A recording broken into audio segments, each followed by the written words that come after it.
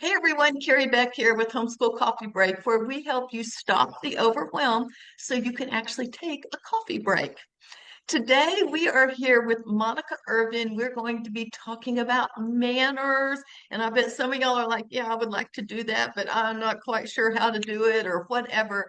Monica's got her old business, Etiquette Factory, and just thank you so much for being here today.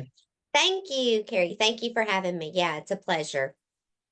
Well, this I personally think is an important topic. Y'all know I believe character is foundational in everyone's life and with our homeschooling kids. And I think etiquette is just right up there. It just shows so much character when our kids learn manners.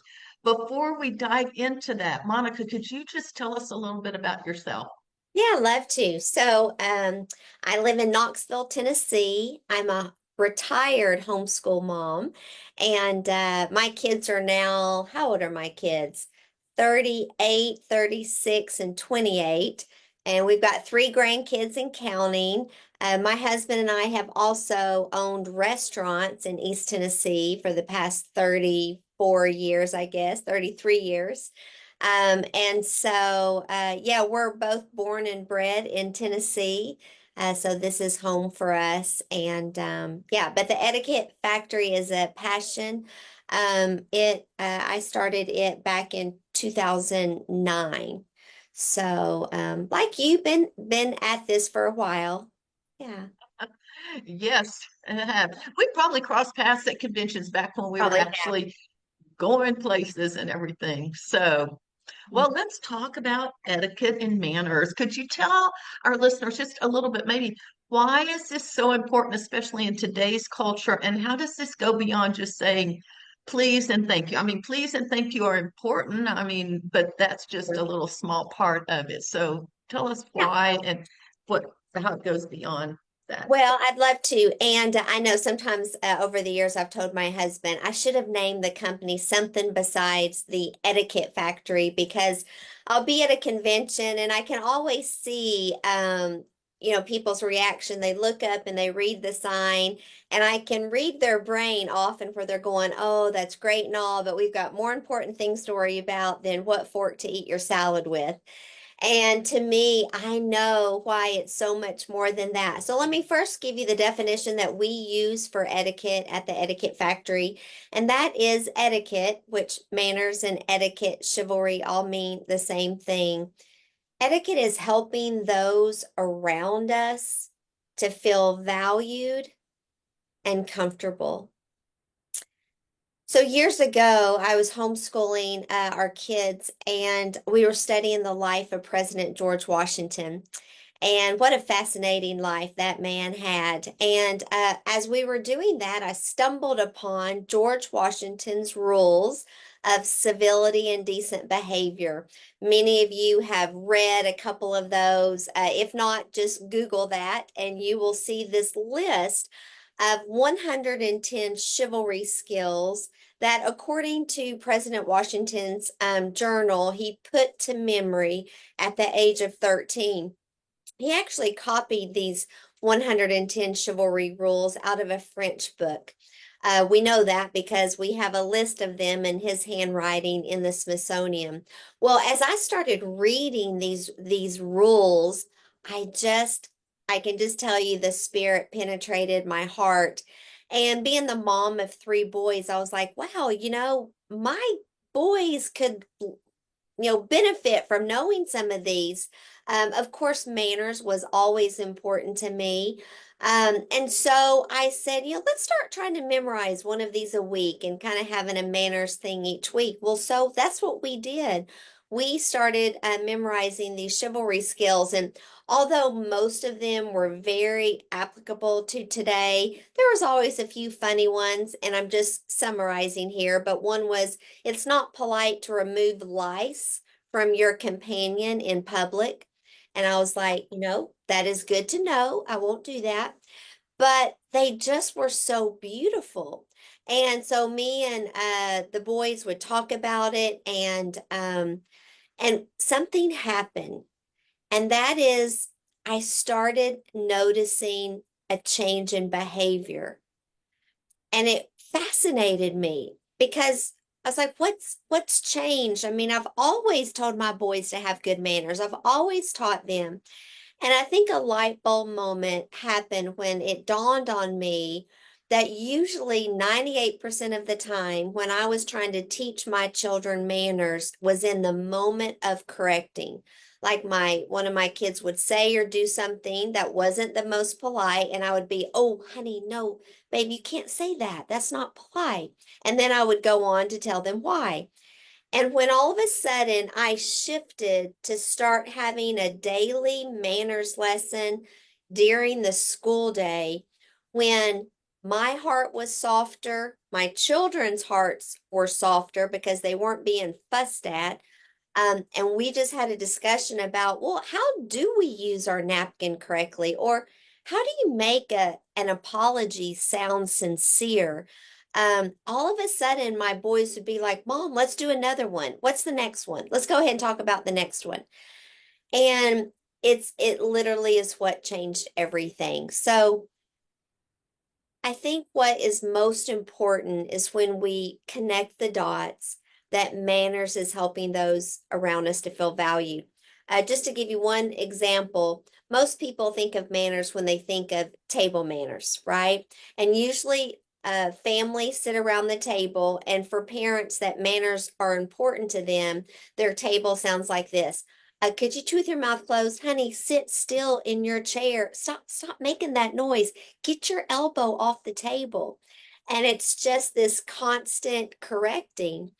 But when I teach kids the definition of manners and I use an example like this, I'm like, okay, so if I came over and had dinner with you all, your family tonight, and I sat down and I started eating like a pig. I mean, y'all, I'm chewing with my mouth open.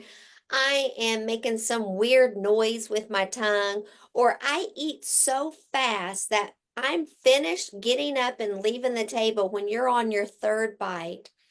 Any of those behaviors, I would be sending your family a message, and that message would be, look, I'm here for one person only, and that's myself. I really don't care if I'm grossing you out. I really don't care if I'm making y'all uncomfortable. And I really don't care if you actually wanted to visit with me. Because, like I said, I'm just here for myself to fill my belly and I'm moving on. And that's the most important thing to me. You all, that's what we don't want. You see, the lack of manners is called selfishness. Manners is just trying to get me and you and all of us to look outward, to pay attention to how our behavior or lack thereof is causing other people around us to feel. And if I can't show you how a manners rule doesn't help those around us to feel valued, well, to me, it's not etiquette. That is so good, and that is so true. It's not for us to like follow these rigid things. It is all about the other people and how do we make them feel comfortable. I love the idea of being valued and being comfortable around someone. So I know this includes things like kindness and respect.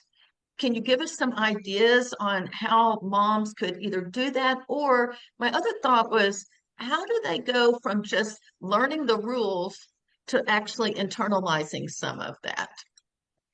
Well, for me, and the way we go about teaching children is we try to actually tug on their heartstring a little bit. What I mean by that is usually it's when our emotions are hit that we change our behavior. So, for instance, let's say that our child has a habit of leaving their dirty clothes and wet towel on the bathroom floor. And most of us would handle it this way. Get your towel off the floor. Come get your clothes. And usually it's in frustration, right? Well, all of a sudden, when you sit down with your kids and say, let's talk about, for instance, the way we leave the bathroom for the next person that uses it. If I go into the restroom and I make a mess, however that happens, whether it's my dirty clothes, my wet towel, I leave the sink full of spit and toothpaste, or I don't have the commode, nice and tidy. Do you want do you want to come in after me? If you know that I'm the person that leaves the bathroom like that, would you rather use the restroom before me or after me? Well, what if I came in and did that, but then it was your job to clean the bathroom each day, knowing how reckless I was with the bathroom? I asked my kids, would you want that job? Well, why wouldn't you want that job? Well, after you spent a lot of time cleaning the bathroom and I came in and just disregarded, I mean, why wouldn't you like that? How would that make you feel? Well, does it cross over into you wondering if I care also about you? You see, if I don't care about your time, if I don't care about the efforts you make, if I don't care that I'm making life more difficult for you or unpleasant for you, isn't that another way of saying I don't care about you? My point is, obviously, if I'm talking to children and if it's my child, this is a back and forth conversation, and and we're feeding off of our children. But so often, you all, we just teach those precepts and concepts right in the moment of our children, as I said earlier, making a mistake. And whether you're 3 years old or 30 years old, none of us like to be corrected. And what happens is when someone starts correcting us, we harden. It's like self-defense. We kind of brace ourselves for the punch that's coming. And even when mom or dad are trying to be gentle, like, oh, honey, we can't do that, it still feels like a punch. And so, what we do at the Etiquette Factory is we try to help parents see that the best time for your children to actually absorb information is when their heart is soft. Well, what helps your child's heart to soften is to place them in another person's shoes, to start helping them feel the feelings, the emotions that happen when people are reckless with us. And so at the Etiquette Factory, we created a curriculum to little daily or once a week. We think the ideal is twice a week, 15 minutes of your school day. We've organized little lessons to help parents tug on their child's heartstring. And we find that it changes everything. That's so good. And really, that's true all of life. It's better to learn things outside the situation, and to talk about it beforehand. I don't know how much role playing you do, but it's like, let's talk about if this were going to happen, what are different ways we could react to that? So I love that. And you talk about these like short little, maybe 15-minute things. Are there some everyday habits that families could just start to get into to develop some sort of culture of etiquette at their home? Yes, so I'll give y'all a lesson, one of our lessons. So one of our Okay. lessons is the stand-up lesson. So if we were at an event and someone brought in the American flag, what would we all do? We stand up. And why do we stand up? Well, we stand up because of the honor and respect that we have for what that flag represents. And if you're like me, it's difficult for me to watch the American flag be brought in without feeling that tug on my heartstring. So the same thing happens in our home. So the etiquette skill is that today, still in the 21st century, it is polite for children to stand for adults and for gentlemen to stand for ladies. So I use the word honor a lot because I want to raise and wanted to raise honorable children. Well, what does it mean to be honorable? Well, to be honorable, you have to do some honorable things.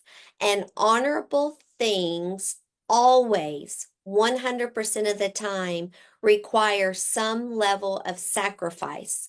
That's what makes them honorable. When you give of yourself in order to bless, help someone else. Well, so this act of standing is this small little sacrifice where we stand to show honor to someone else. So how would this look in our home? It would look like this. Hopefully, our families still eat at the table at least 3 or 4 times a week. But so mom or dad might say, "Hey, family, it's time for dinner." And so our family would come to the table and all of us would stand behind our chair until the person we're honoring sits down. Typically, I would suggest that that person first be mom. So mom is the first person that sits down, or the cook. Maybe tonight it's grandma.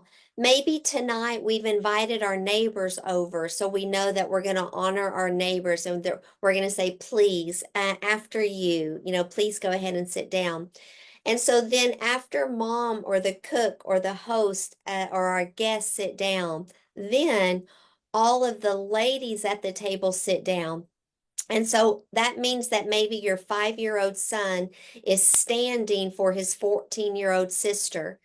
Now, parents, before you throw tomatoes at me through the screen, the thing is I'll get mothers that say, Monica, I do not need my kids to stand for me. And I want to say to you, it's really not for you. You see, it's for them.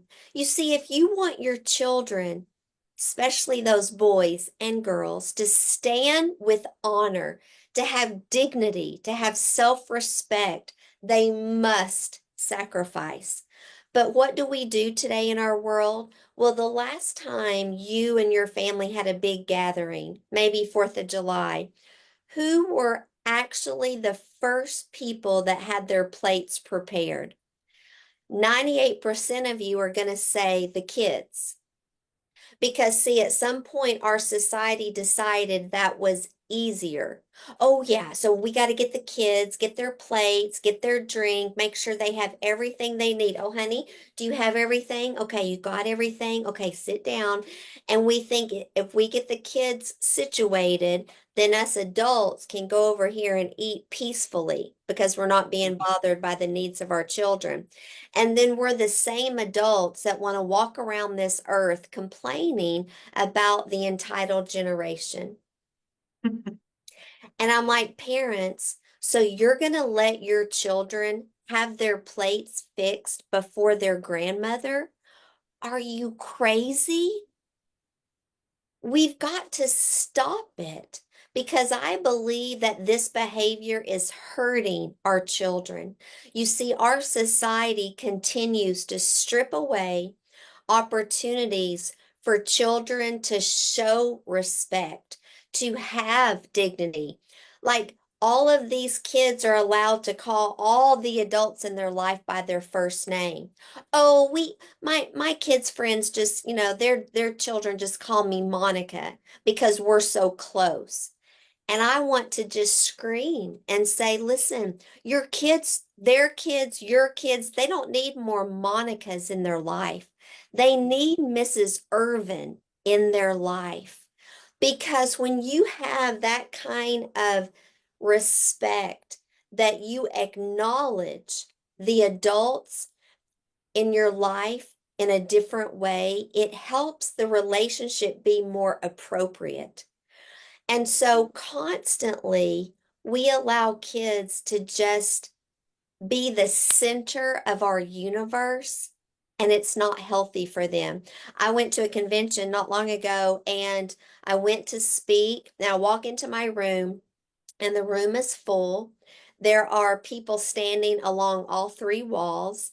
And so I got up to the microphone and I look up and I just notice how many children are in the chairs. And there was a really big aisle in the middle and on both sides.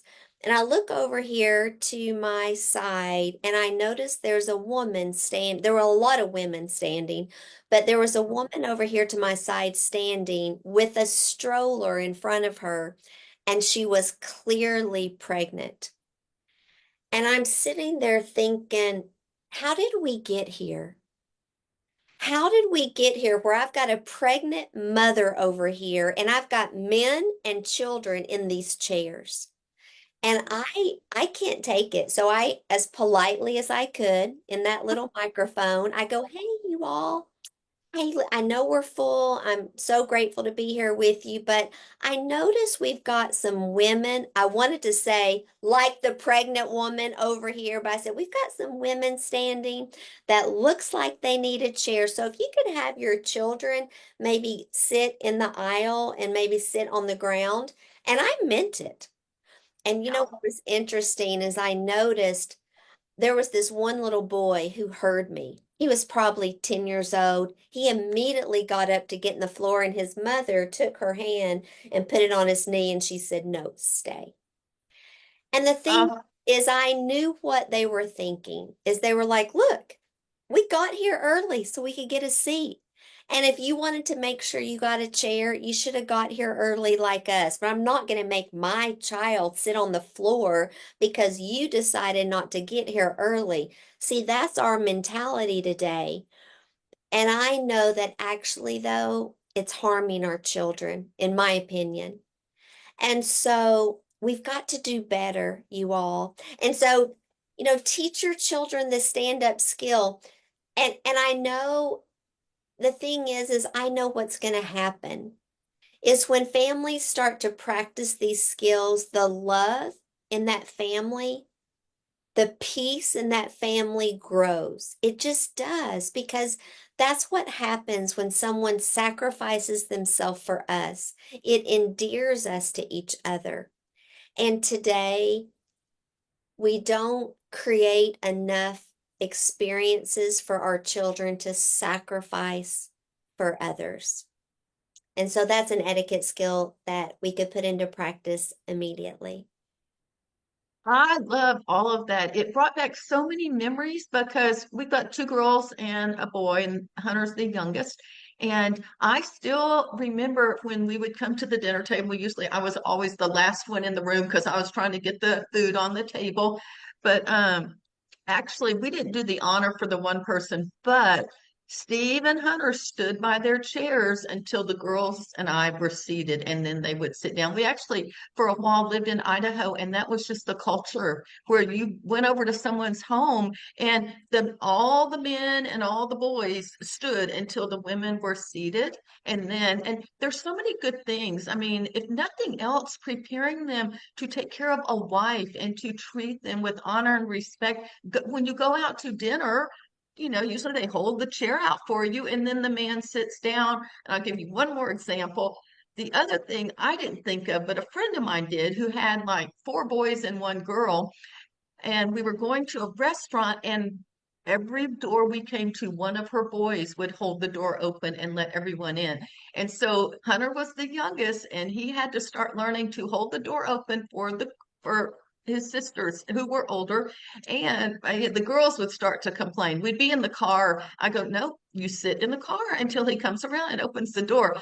We can open the door ourselves."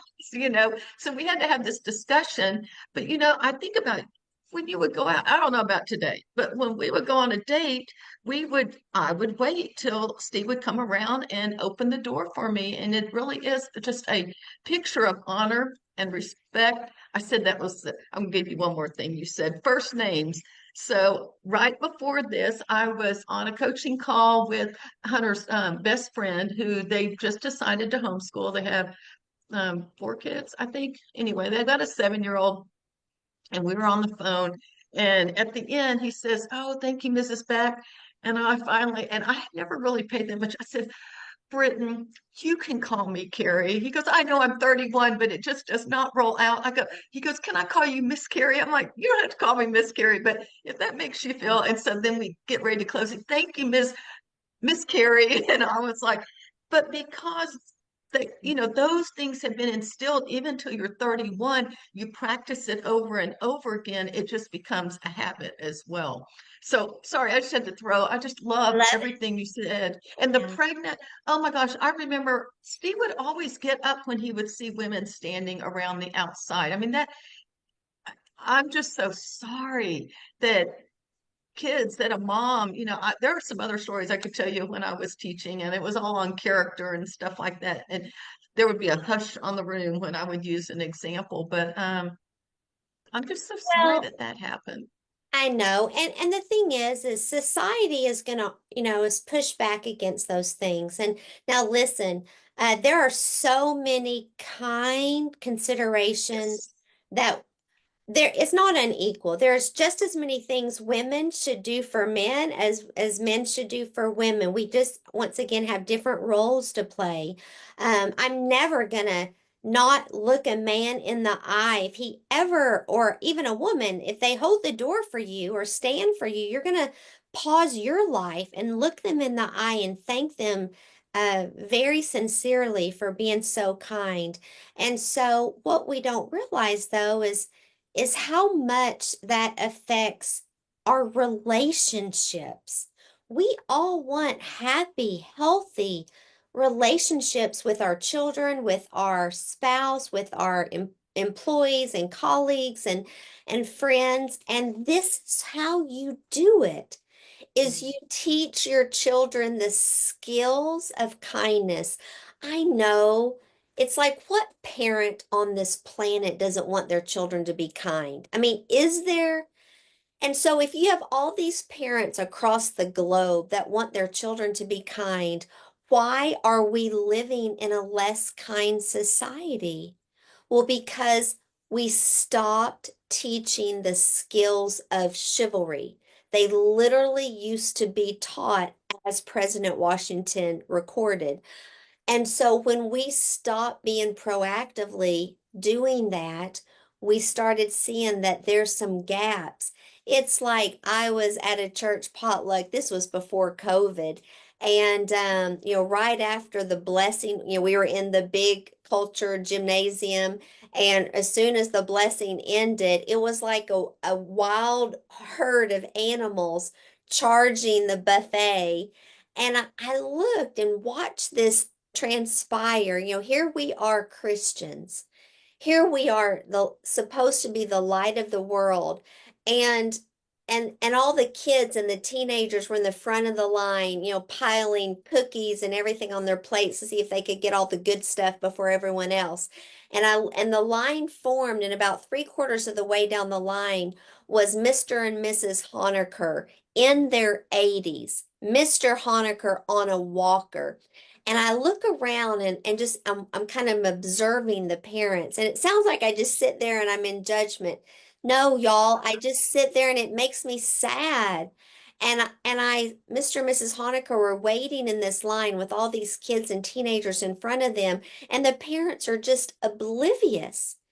And so I am calling the world to, hey, y'all, this is not okay. Stop. This is this is not working. This is not godly. Manners is the gospel of Jesus Christ in action.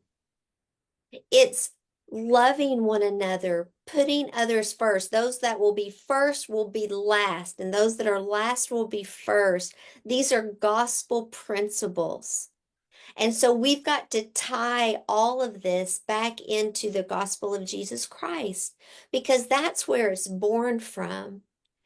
And it takes practice. Like when I'm teaching children and families how to help their children to greet people and introduce themselves, it's not just that we're supposed to introduce ourselves, it's just that greeting people is another way to help people to feel valued. For instance, the last time you and the children, meaning you, all of us and our children, went through the Walmart checkout line, what were our children doing? Were they obsessing over the candy? Mom, can I have this? Can I have this? Were we on our phone scrolling through social media while we're waiting? We're all getting tricked by the enemy into this self-absorption. Whereas if I teach my kids how to value others right before we go through the groceries checkout line, I'm going to say, hey, kids, what are we about to do? Check out, Mom. What does that mean? We're going to help the cashier feel valued. That's right. And so then my children all know to say, hello, how are you doing today? Oh, good afternoon. What's your name? It starts there. And that's how you begin teaching your children to look outward, to pay attention to those around us. But you've got to be very purposeful in that. And we try to help families become very purposeful in teaching those skills. That's so good. In the middle of what you were saying a while back, the word humility just kept coming up to my mind. And the idea of Philippians 2, where Jesus is the perfect example of humility and giving of himself and how he will be honored. Well, he is honored, but, where every knee will bow. So those were just thoughts that were coming through as you were talking. So I really appreciate you bringing this down to the gospel. And it really is sacrifice and that there's benefits for all of us when we sacrifice. We think it's just like, oh, I gotta do this, that, or the other. But like you said, builds relationships. And even though my girls complained about having to sit in the car sometimes while they waited on their brother, those three kids are such good friends. And I do believe it's because we spent so much time together, but they still keep up with each other, even though two of them have kids and running around and don't really have that much time, but they make a point to be at each other's house for whatever functions we're doing and to spend time with them. So Yeah. if people want to get hold of you or learn more about your courses and everything, where could they go? So, the etiquettefactory.com, and that's another reason I told my husband I should have named it something else because no one knows how to spell etiquette. But etiquette is one T at the beginning, two T's at the end, the etiquettefactory.com. So, yeah, we've got some wonderful programs. I put these boxes out because there are two most popular programs. This is our preschool through third grade course called Fundamentals for Kids.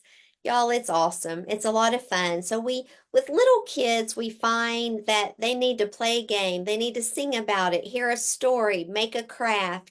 And that's what Fundamentals for Kids is. It's twice a week. You pull something out of the box and we help you have a conversation with your kids. We're trying to trigger a conversation.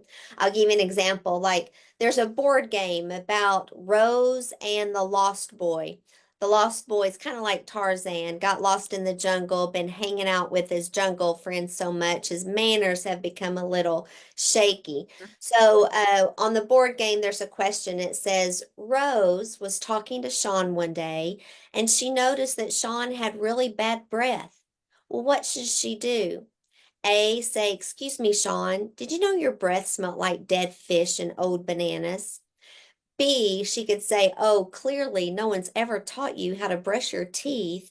Or C, she should say nothing because it's not polite to point out others' poor hygiene. So, with all of our games and activities, we're trying to trigger a conversation between parents and children where you go, can we tell people they smell bad? Well, who's allowed to tell you it's time to take a bath or brush your teeth? Because typically we teach that right in the middle, right after our child just told grandpa that he smelled bad. And then we're over there going, no, you can't say that. And so that's really fun. And then the life skills for you is for fourth, fifth grade, all the way through seniors. In fact, it can count as a half a credit for our high schoolers. And it is just some wonderful life chivalry lessons. We actually show videos of teenagers doing the skills the wrong way and the right way. So it's just a big hoot, laugh, and a lot of fun.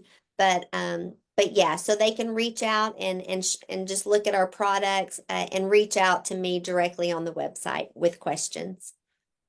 That is awesome. So wherever y'all listening to this, those links will be right below us in the show notes. So you can just click on those and head on over there because I know these are going to be some awesome products that can come alongside you. And again, make it where you're not just um, teaching in the moment. think about it ahead of time. So, well, before we close out, is there anything you would like to share? Oh, just if I could go back in time and tell my new homeschool mom self, give myself any advice, and you probably have already told your listeners this more than once, it would be relax. Just relax. If we all sent our kids to public school, there would be some gaps in their education when they graduated. And if we sent them to private school, there would be some gaps in their education. And as we homeschool, when they graduate, there's going to be some gaps. But it doesn't matter about the gaps. What matters is that every day we try to help our children learn to love to learn. And that's all that matters. Now, curriculum people wouldn't ever want me to know that I say this out loud to parents, but the truth is, in all the years that we homeschooled, y'all, we never finished curriculum. The only curriculum we ever finished every year was our math. We did get through math, but science, social studies, reading, English, I mean, typically we made it about halfway through a book that I thought we were going to finish that year. But what happened is we learned to love to learn and have very successful children who have done some really difficult things in their careers. It works itself out. But teaching character, teaching the gospel of Jesus Christ, there is no substitute for that. And have some fun because you're making memories. Mhm. Thank you so much. So, You're, thank you for being here, Monica. Really appreciate it. thank you. Blessings to you. Thank you for having me. Oh, yes. And I'm Carrie Beck with Homeschool Coffee Break. We'll talk to you next time.